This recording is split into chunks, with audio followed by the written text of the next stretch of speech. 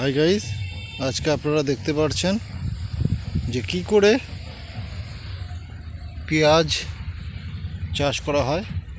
দেখুন আপনারা প্রথম স্টেপ টু স্টেপ কিভাবে সারি সারি রো করে আল করা হয়েছে এবং এটি একটি পুকুরের ধারে। এবং দেখুন যে স্টেপ বাই স্টেপ প্রায় 7 দিন পর পর এই চারাগুলি করা হয়েছে রোপণ, মানে একটি জায়গা থেকে আরেকটি জায়গায় যেন দেখে নিন পেঁয়াজগুলি বড় হয়ে গেছে। উপরের দেখুন পেঁয়াজ কলিও আছে, আমরা যেটাকে খাই বাড়িতে এই পেঁয়াজের।